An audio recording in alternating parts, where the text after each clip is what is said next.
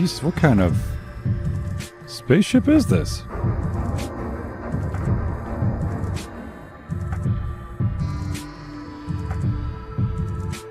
Oh, crap.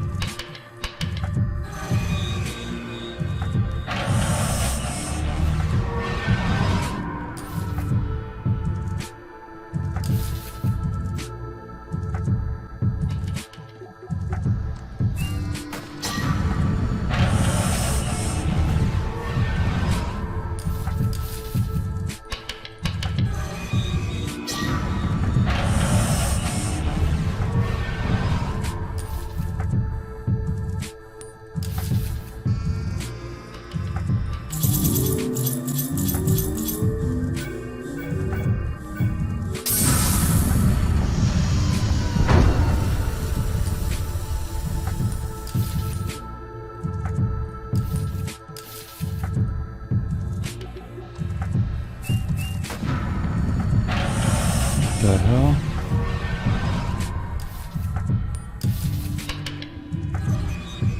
Oh crap.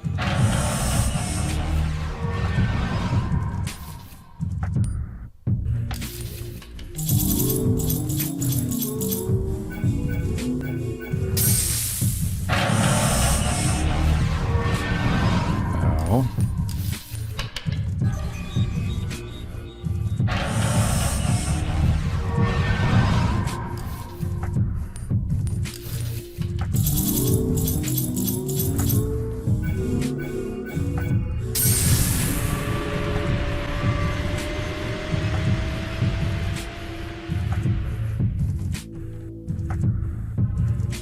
What the hell?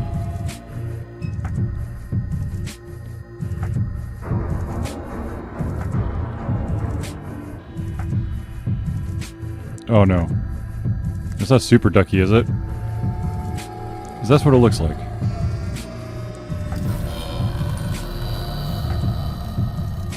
The hell did he go?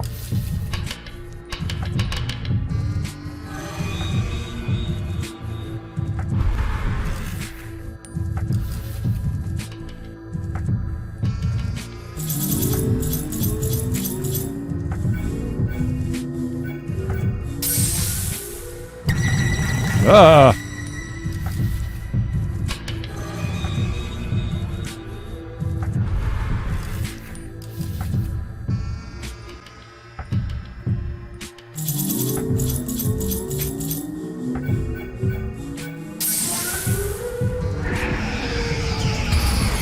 What the hell was that?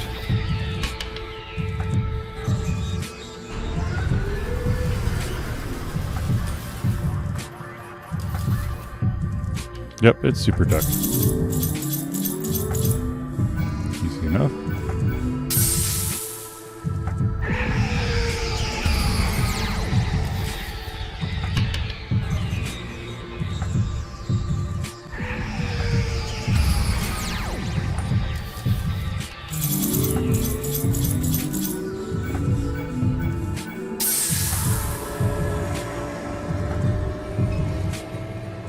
I'm so confused.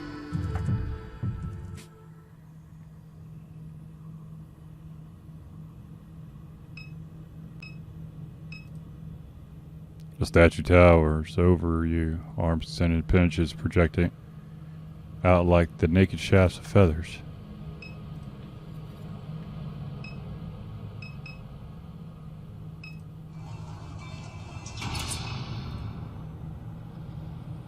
What's behind door number 1?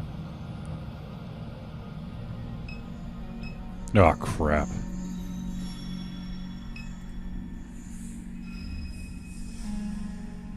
You saw a piece of paper from the envelope that rests on the desk to find a crudely drawn sketch of your family.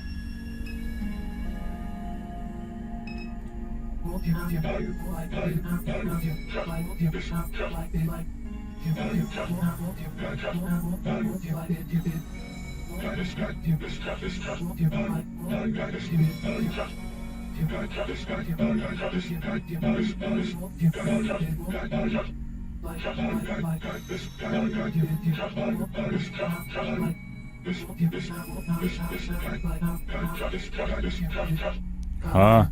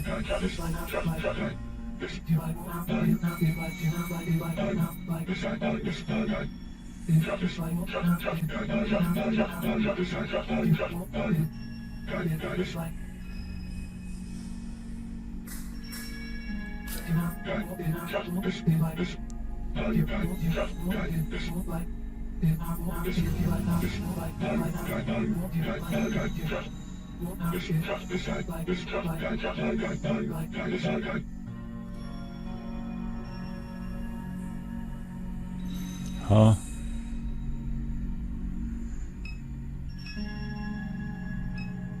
Okay, creepy lady.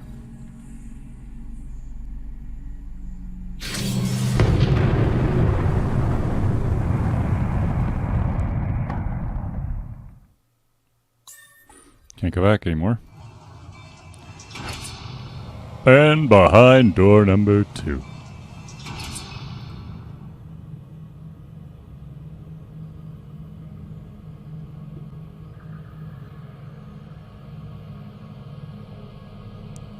You wander into an unlit hallway. The door closes shut behind you. The darkness that surrounds you is total. Continue down the hallway. You take small steps, your hands running along the wall for guidance. No trace of light anywhere in the corridor. Your steps become lighter. Your feet press soundlessly upon the ground. A few steps more and the ground begins to soften like fabric. The wall becomes pliable as you drag your fingers across it. You scramble to return to the door and find yourself floating. You're floating! Okay, there's no gravity here where you are. In this vacuum, there are no walls, there is no ground. Beneath you, if you stare with patience, you can see the curves of the Mississippi River. You can see the ponds and the canals and lakes of Gulf of Mexico. The refineries are light in your eyes, into your lungs. The suburbs are alive tonight. The suburbs are alive. The city can't be described tonight. The city can't be described. The coastline opens wide tonight, and the bayous hide. Your house is silent tonight. You'll leave it behind tonight. You slip from endless evening and return to a delirious dream. Let's walk through this house one last time as floodwaters rise. Humidity presses in. The refinery bleeds through the window. You place your feet on the carpet, drenched. The pumping station has failed again. Your mom will pull this carpet up again. The ditches will fill again. And there will be no hiding from the floods and death or anywhere else. Monkey smiles at you. His eyes widen and widen. All that remains of Monkey are his eyes. The wrens weave in and out of the night. They glow unnaturally. They speak in signals about each move you make. They watch closely after you look away.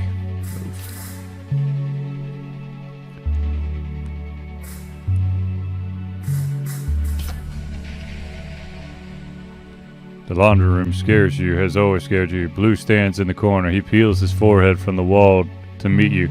He clutches a towel tightly, nervously. I wanted to be around, he said. No, it's not what happened, but it's what I wanted. He waits for you to respond.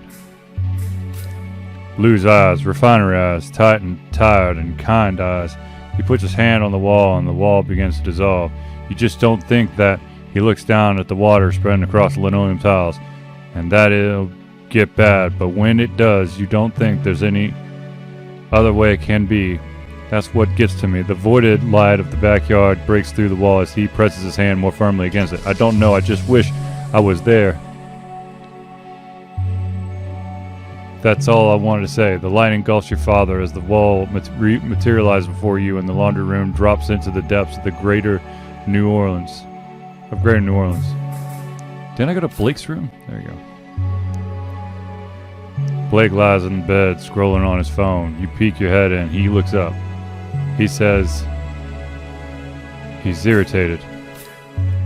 You respond. He frowns deeper, so you're leaving. He seems to think. Your face hardens. He shrugs. You shrug. He gives something like a wave, and as you depart from the door, Blake falls into a lake of stars. The water is in your ankles now as you step into the room. There's not much here: a bed, a lamp, notepad, a little picture of your parents. She's young, perhaps your age. Long brunette hair, olive skin. He's looking at her with a knowing and amused expression, his denim shirt smeared with rust. She leans against him, her head on his shoulder, her pinky fingers locked. Light breaks through the oak tree in the backyard, forming a radiant halo around her head. You let the frame slip from your fingers. It falls, and the room falls, and they both fall forever.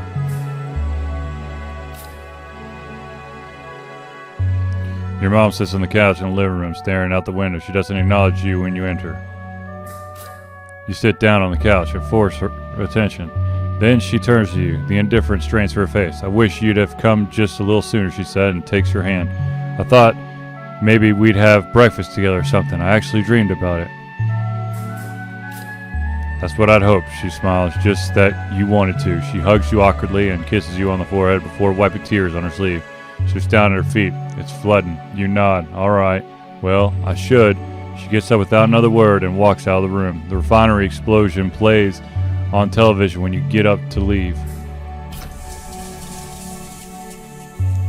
Cockroaches scattering from your footfalls. They feed on the crumbs and medication spilled across the table. They decorate every surface and congeal on the rising water. You open the microwave door and there is the head from the lake, the eyes closed like the face of a man only resting. You slam the microwave door shut and leave little pockets behind for roaches to fill. As you enter the bathroom, you find yourself all at once inside the shower with water running down on you.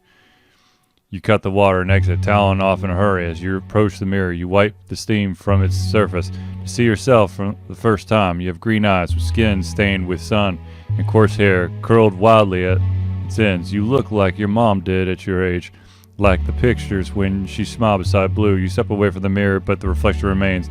You finish drying and throw the towel into the flood water, dress, flip the lights, and leave the room. Your reflection in the mirror decays in the bulb's afterglow. A distorted face, pinpoint eyes, and a hairline mouth wills itself to survive. The ladder rattles in the closet of the hidden room as you descend into the floodwaters. Millie's head hangs limp, her chin a few inches from the water surface. As you trudge towards her, her shattered face lifts slowly until her voice twists from its in a gasp of electricity. "Kay, you're awake," she said. A sphere of flickering light strobes behind what remains of her face. "I want to apologize for my behavior earlier." She raises her arms in a gesture like a malfunctioning doll and spreads her fingers out desperately. "It's not what I wanted. Please no, it's not what I wanted." Her gestures become small and erratic. Spasms animated by a deep current of anguish. "You have seen what's inside of my mind, a grove hidden in the blackness of night where a hunter hides. At some moments the hunter is at the front of my mind, dragging me into the place where the ground glows red and hatred bleeds from it, and I can hardly arrest my limbs for all the infinite spiraling vectors of rage. That is what it can be like in an artificial mind." She lifts her head and pokes a processing core suspended. It glows with effort beyond her.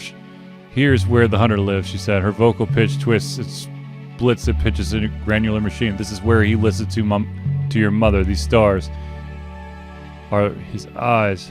Oh boy, my goodness gracious. Millie's face hangs in the fluid of your eyes as you float in the vacuum of the New Orleans sky.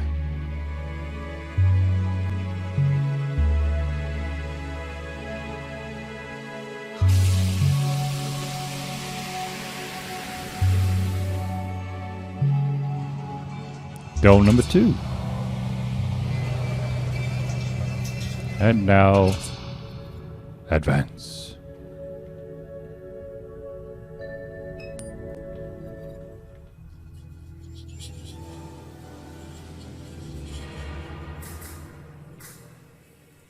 Traveling. Down the Midwest.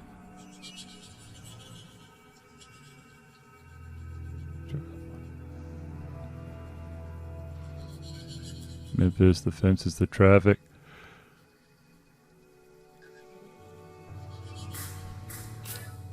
You rode in the back of a van wedged between amplifiers from Chicago to Des Moines.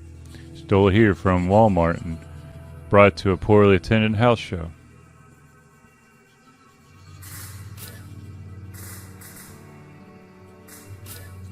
Your brother needs you because your mother died. You.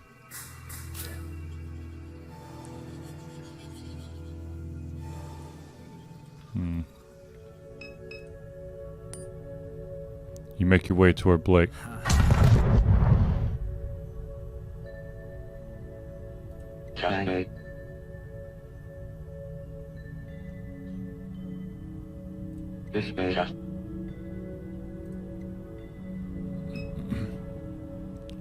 You see your mom for the first time in 5 years. Her corpse bears almost no resemblance to the woman you remember.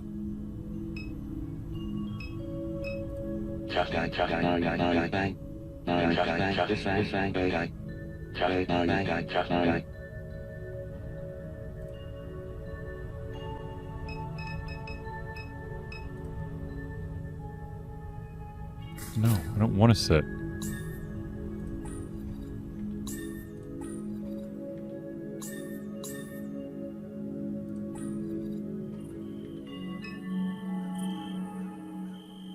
The detective slashed against the railing, bleeding from several wounds.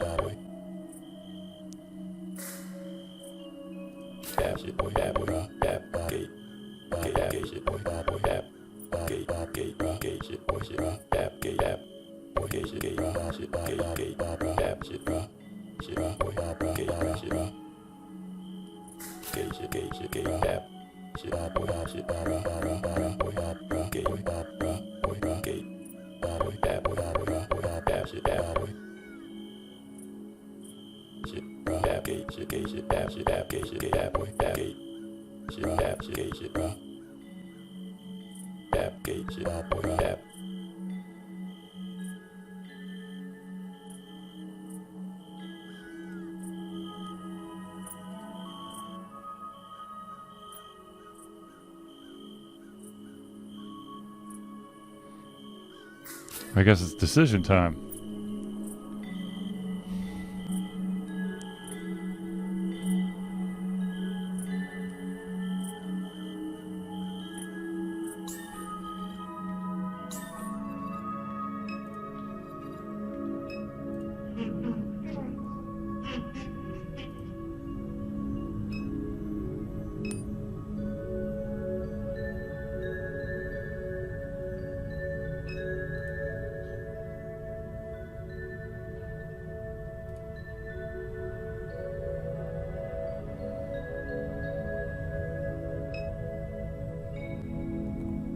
Screw it. Yes. You approach a chair and glance over at Blake. He watches with dreadful panic eyes. You sit.